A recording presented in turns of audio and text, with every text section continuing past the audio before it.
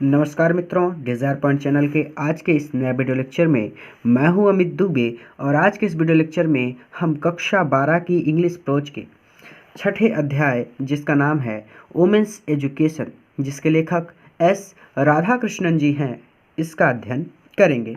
तो चलिए वीडियो को ज़्यादा लंबा ना करते हुए सीधा अपने चैप्टर पर चलते हैं।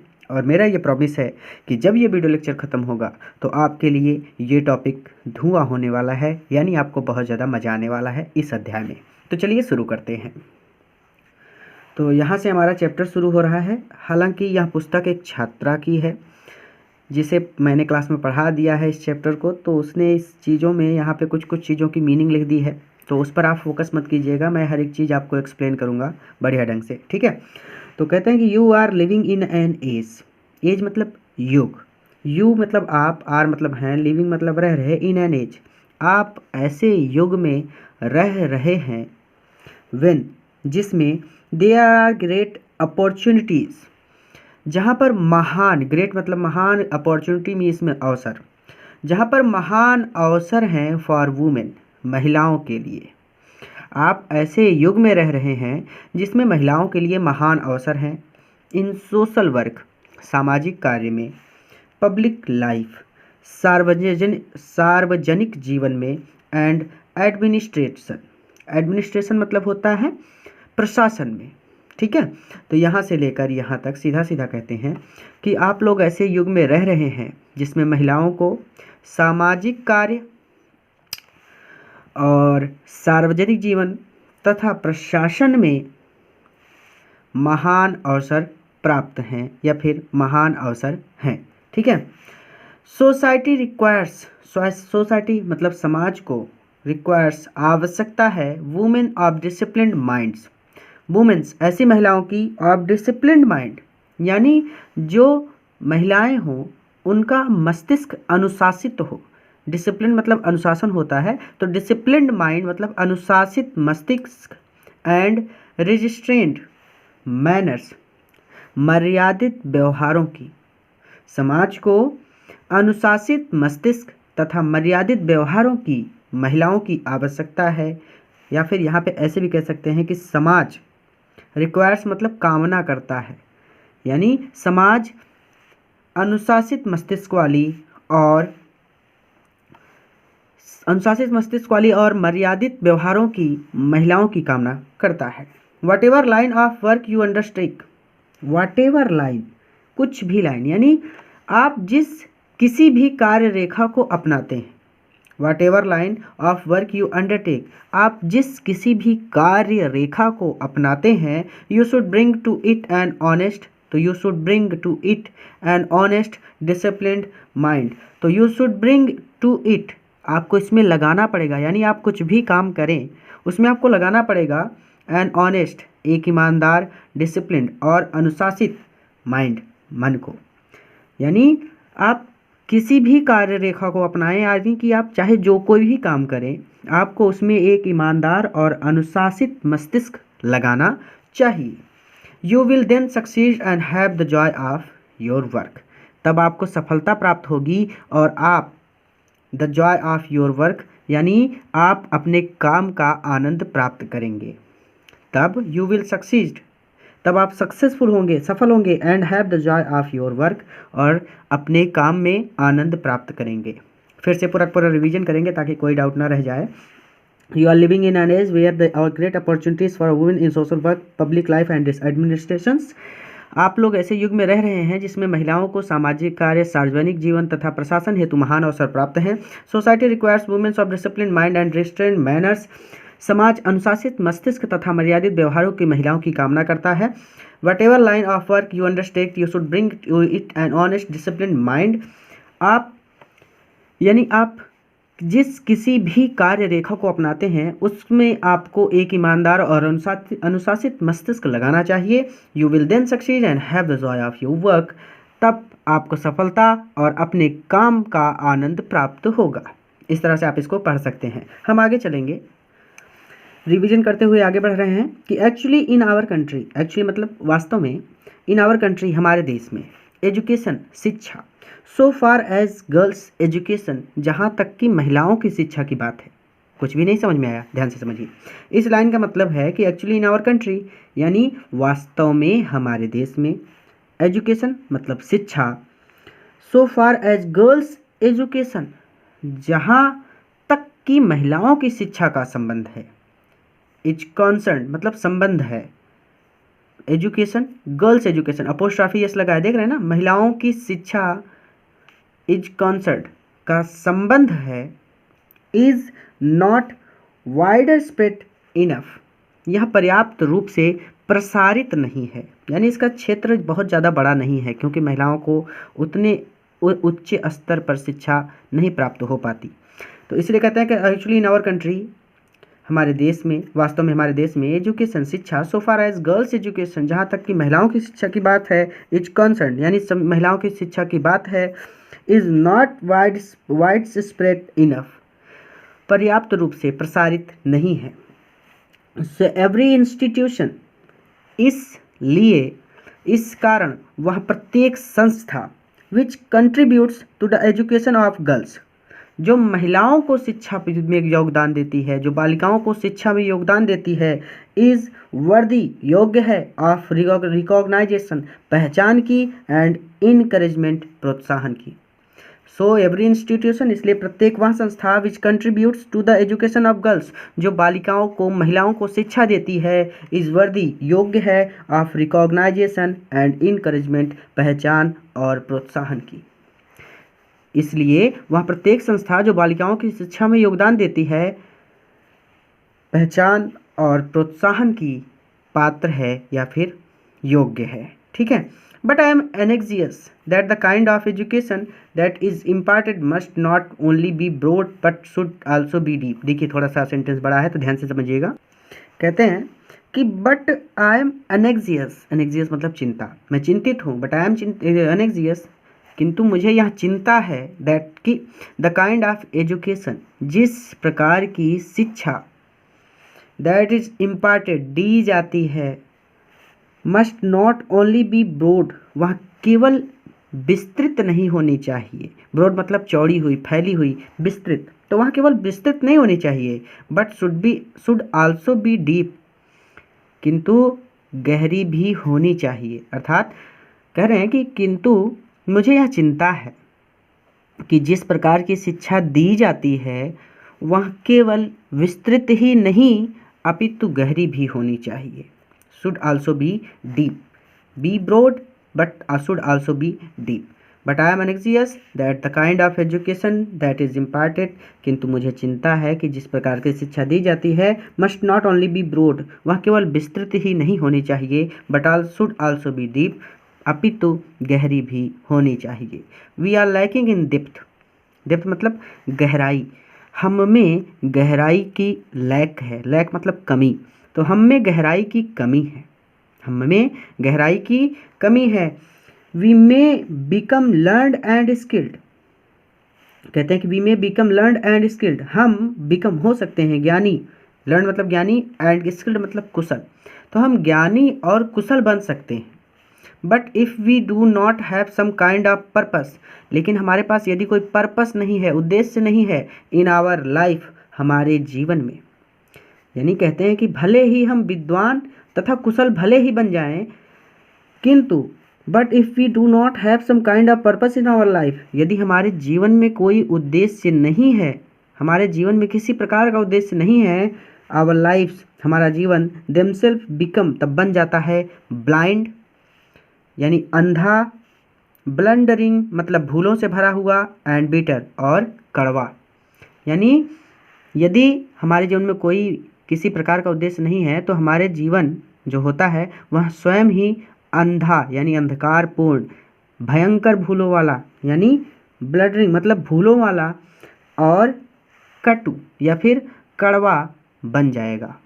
ठीक है, फिर से आराम से, कुछ भी नहीं समझ में आया मैं समझ सकता हूँ, उद्देश्य केवल इतना सा है कि हर चीज़ आपको समझ में आनी चाहिए। तो may be become learned and skilled, हम ज्ञानी और कुशल बन सकते हैं, but if we do not have some kind of purpose in our life, यदि हमारे जीवन में कोई उद्देश्य नहीं है तो our life themselves become blind, तब हमारा जीवन बन जाता है ब्लाइंड, अंधकारमय, ब्लडरिंग भूलों से भरा हुआ, एंड बिटर और कड़वा। आगे कहते हैं द गीता सेज, गीता कहती है व्यवसायत्मिका बुद्धिर एकेहा, अर्थात बुद्धि एक ही है। For a truly cultured mind, for a truly cultured mind, पूरी तरह से या फिर वास्तविक रूप से एक कल्चरल्ड माइंड, सुसंस्कृत मस्तिष्क में there is a single mindedness, एकाग्रता होती है। एक सुसंस्कृतिक मस्तिष्क में एकाग्रता होती है। A dedication to single purpose, केवल एक उद्देश्य के लिए, यानी जो मन सुसंस्कृतिक है उसका केवल एक ही उद्देश्य होता है। ठीक है, इसे ऐसे भी कह सकते हैं कि वास्तविक रूप से एक सुसंस्कृतिक मस्तिष्क में एकाग्रता होती है और उसका एक ही उद्देश्य होता है। फॉर द अनकल्चर्ड माइंड, आगे कहते हैं फॉर द अनकल्चर्ड माइंड, एक असंस्कृतिक मन के लिए the whole life is scattered, पूरा लाइफ सारा का सारा जीवन स्कैटर्ड, बिखरा हुआ होता है इन मैनी डायरेक्शंस, कई दिशाओं में। बहुशाखा हयन, ये है हयनताश्च यानी हननताश्च, ठीक है, हननताश्च यानी कई दिशाओं में, बहुत सारी दिशाओं में, ठीक है। देयरफॉर, इसलिए यहाँ आवश्यक है, इट इज एसेंशियल यानी इसलिए यहाँ आवश्यक है, दैट द एजुकेशन की जो शिक्षा which you acquire in these, आगे देखते हैं, इंस्टीट्यूशंस यानी संस्थानों में, हम यहाँ पे फुल स्टॉप लगा लेते हैं, ठीक है। यानी वहाँ पे कहने का तात्पर्य यहाँ है कि इसलिए यह आवश्यक है कि जो शिक्षा आप लोग इन संस्थानों में प्राप्त करते हैं, should give you not merely learning and skill, जो आप प्राप्त करते हैं वहाँ आपको ना केवल विद्वत्ता एवं लर्निंग मतलब विद्वानता एंड स्किल और कौशल प्रदान करे, यानी वह शिक्षा ना केवल आपको शिक्षा और कौशल प्रदान ना करे, but Indo you with a definite purpose in life, बल्कि उससे आपको जीवन में एक निश्चित उद्देश्य मिले। डेफिनाइट पर्पस इन लाइफ यानी जीवन का एक वास्तविक उद्देश्य, ठीक है। व्हाट दैट पर्पस इज, वह उद्देश्य क्या हो सकता है, वह उद्देश्य क्या हो सकता है। You have to define for yourself, यहाँ आपको अपने आप पता लगाना है या फिर यहाँ आपको अपने आप परिभाषित करना है। इट इज़ सैड, ऐसा कहा जाता है, that Vidya gives you Viveka, यानी कहा जाता है कि विद्या विवेक देती है।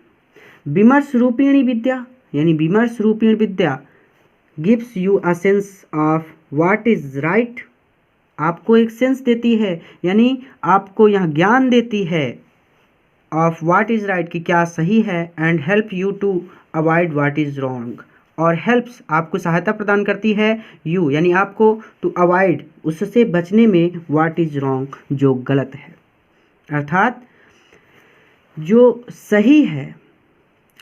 कहा जाता है कि विद्या विवेक देती है, और आगे कहते हैं कि विमर्श रूपिणी विद्या जो होती है, gives you a sense of what is right, विमर्श रूपिणी विद्या आपको ज्ञान देती है कि क्या सही है, एंड हेल्प्स यू आपकी सहायता करती है, टू अवॉइड उससे बचने में, व्हाट इज रॉन्ग जो कि गलत है, और वह जो गलत है उससे बचने में आपको सहायता प्रदान करती है, ठीक है। मैं रिवाइजन नहीं कर रहा, बार बार एक ही बार में समझाता चल रहा हूँ, आपको समझ लेना है।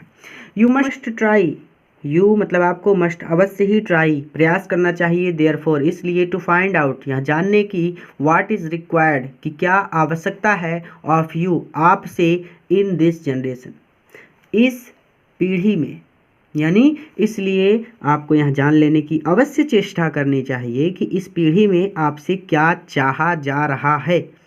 अ पर्पस एक उद्देश्य, which is held good centuries ago जो शताब्दियों पहले गुड अच्छा माना जाता था, वह उद्देश्य या फिर अपने देश में इस तरह से, या फिर इसको बड़ा सा पर्पस है तो ध्यान से समझिएगा कि अ पर्पस वह उद्देश्य, which held good centuries ago जो शताब्दियों पहले अच्छा माना जाता था, मे नॉट होल्ड गुड अब अच्छा नहीं रह गया है, टुडे आज, ठीक है। अ पर्पस वह उद्देश्य which held good centuries ago जो शताब्दियों पहले अच्छा माना जाता था, में शायद नॉट होल्ड गुड टुडे अब अच्छा नहीं माना जाता। इन view of the rapidly in view of दृष्टि में द रैपिडली चेंजिंग, रैपिडली मतलब लगातार, चेंजिंग बदलती हुई, कंडीशंस स्थिति में, ऑफ आवर कंट्री हमारे देश की, एंड ऑफ द वर्ल्ड और इस संसार की, यानी आवर कंट्री अपने देश, एंड द वर्ल्ड और इस संसार की इतनी तीव्र गति से, रैपिडली चेंजिंग कंडीशन, इतनी तीव्र गति से बदलती हुई दशाओं को इन व्यू ऑफ ध्यान में रखते हुए यह कहा जा सकता है कि अ पर्पस एक उद्देश्य which held good centuries ago वह एक उद्देश्य जो शताब्दियों पूर्व अच्छा माना जाता था, may not hold good today आज अच्छा नहीं भी माना जा सकता है।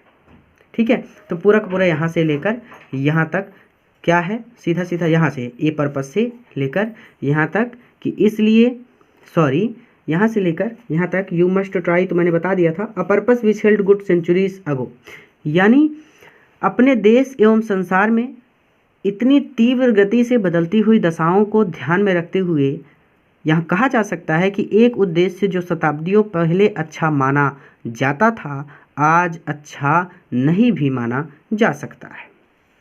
ठीक है,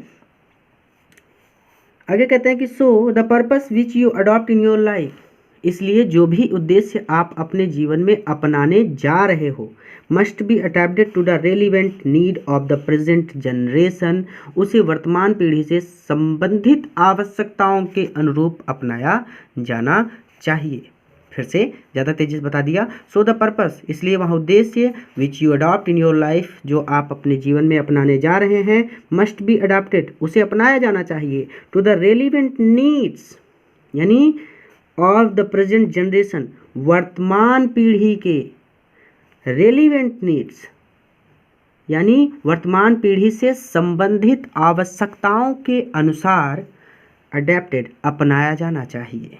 ठीक है, एवरी टाइम वी स्टार्ट, प्रत्येक बार हम शुरू करते हैं, यानी जब कुछ भी काम हम शुरू करते हैं, कोई भी कार्य हम आरंभ करते हैं, तो we use our hymns and in with saying shanti shanti shanti, यानी प्रत्येक बार, ध्यान से समझिएगा, एवरी टाइम वी स्टार्ट, प्रत्येक बार जब हम कोई कार्य आरंभ करते हैं तो वी यूज़ आवर हिम्स, यानी हम ईश्वर से प्रार्थना करते हैं, एंड इंड और उस प्रार्थना को समाप्त करते हैं विथ सेइंग, यह कहते हुए शांति शांति शांति, यानी शांति शांति शांति कहते हुए समाप्त करते हैं।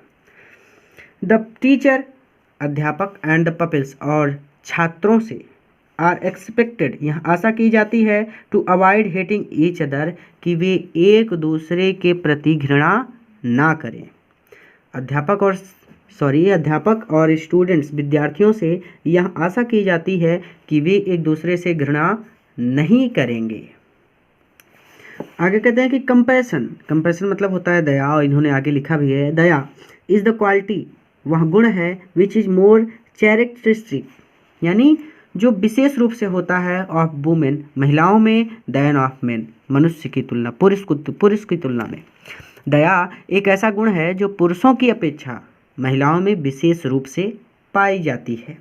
आई रीड, मैंने पढ़ा रिसेंटली, हाल ही में, अ बुक, हाल ही में मैंने एक पुस्तक पढ़ी, विच स्पीक्स, जो बताती है, about the decline of womanhood, जो स्त्रीत्व के ह्रास के बारे में बताती है। वुमेनहुड मतलब होता है भैया स्त्रीत्व, ठीक है, वुमेनहुड मतलब होता है स्त्रीत्व, यानी डिक्लाइन मतलब ह्रास, कमी, ठीक है। तो अभी हाल ही में मैंने एक पुस्तक पढ़ी, which speaks about the decline of womanhood, जो स्त्रीत्व के ह्रास के बारे में बताती है, एंड सेज, और कहती है, that this is so because, that कि दिस इज सो, ऐसा हुआ, बिकॉज क्योंकि, there is a decline in compassion, क्योंकि देयर इज अ डिक्लाइन, क्योंकि कमी आई है, इन कंपैशन, दया में, क्योंकि दया में कमी आई है, इसीलिए वुमेनहुड यानी स्त्रीत्व में भी कमी आई है, स्त्रीत्व का ह्रास हुआ है। फिर से कि recently I read a book which speak about the decline of womanhood. अभी हाल ही में मैंने एक पुस्तक पढ़ी जिसमें स्त्रीत्व के ह्रास के बारे में बताया गया है। एंड सेज, और वह पुस्तक बताती है दैट कि दिस इज सो बिकॉज, ऐसा इसलिए हुआ बिकॉज क्योंकि there is a decline in compassion, क्योंकि कंपैशन दया में डिक्लाइन कमी आई है। ठीक है। इन अदर वर्ड्स, दूसरे शब्दों में, यानी इस शब्द को आप नहीं समझ पाए हैं तो इन्होंने आगे भी इसे थोड़ा सा एक्सप्लेन किया है अच्छी तरह से। इन अदर वर्ड्स, दूसरे शब्दों में, the natural quality of women, natural मतलब स्वाभाविक कह सकते हैं, क्वालिटी मतलब गुण, ऑफ वुमेन महिला का, इज कंपैशन, कंपैशन यानी दया ही, the natural quality of women स्त्री का स्वाभाविक गुण है। दूसरे शब्दों में, दया स्त्री का स्वाभाविक गुण है। If you do not have compassion, if यदि यू डू नॉट हैव, आपके पास नहीं है कंपैशन दया, यदि आपके पास दया नहीं है, यू आर नॉट ह्यूमन, तो आप मनुष्य नहीं हैं। इट इज़ देयर फोर, इसीलिए, इट इज़ देयर फोर, इसीलिए यहाँ, एसेंशियल आवश्यक है, फॉर एवरी ह्यूमन बीइंग प्रत्येक प्राणी के लिए, टू डेवलप कि वह डेवलप करे, वह विकसित करे। क्या विकास करे, किस बात का विकास करे, ध्यान से समझिएगा नहीं तो आगे आपको नहीं समझ में आएगा। ठीक है। इट इज़ देयर फॉर, इसलिए, एसेंशियल यह आवश्यक है, फॉर एवरी ह्यूमन बीइंग प्रत्येक प्राणी के लिए, टू डेवलप कि वह विकसित करे, द क्वालिटी गुणों को, ऑफ कंसीडरेटनेस, कंसीडरेटनेस, कंसीडरेटनेस मतलब होता है विचारशीलता का। इसलिए प्रत्येक प्राणी के लिए यह आवश्यक है कि वह विचारशीलता, काइंडनेस दूसरों के प्रति, यानी दूसरों के प्रति सहानुभूति की भावना, एंड और कंपैशन दया का विकास करे। ठीक है। कंसीडरेटनेस मतलब होता है विचारशीलता, काइंडनेस मतलब यानी दूसरों के प्रति सहानुभूति की भावना, एंड कंपैशन मतलब दया। इसीलिए प्रत्येक प्राणी के लिए यह आवश्यक है कि वह दूसरों के प्रति सहानुभूति की भावना, दया और विचारशीलता को विकसित करे। ठीक है। आप ऐसे भी कह सकते हैं कि विचारशीलता, दूसरों के प्रति दया और दूसरों के प्रति सहानुभूति और दया का विकास करे। इसलिए प्रत्येक प्राणी के लिए यह आवश्यक है कि वह अपने अंदर विचारशीलता, दूसरों के प्रति सहानुभूति की भावना और दया के गुणों का विकास करे। विदाउट दीज क्वालिटीज, इन गुणों के बिना, we are only human animals, we यानी हम, आर हैं ओनली ह्यूमन एनिमल्स, नर पशु, नर यानी इंसान, मनुष्य, एनिमल्स मतलब नर पशु। यहाँ पे आगे कह भी रहे हैं कि नर पशु, यानी इन गुणों के बिना हम केवल नर पशु हैं। ह्यूमन एलिमेंट्स का मतलब होता है नर पशु, और आगे इन्होंने हिंदी लिखा भी है इसका, नर पशु। ठीक है। इन गुणों के बिना हम केवल नर पशु हैं, नॉट मोर देन दैट, इससे अधिक कुछ भी नहीं, यानी इन गुणों के अभाव में हम केवल नर पशु हैं और इससे अधिक कुछ भी नहीं। तो बस आज के इस वीडियो में इतना ही। इसके आगे हम अगले वीडियो लेक्चर में अध्ययन करेंगे। पूरा वीडियो देखने के लिए धन्यवाद। अपने मित्रों के साथ भी जरूर शेयर कीजिएगा ताकि वह भी इस वीडियो का लाभ ले सकें। अगला वीडियो लेक्चर आपको हमारे चैनल की प्लेलिस्ट में मिल जाएगा।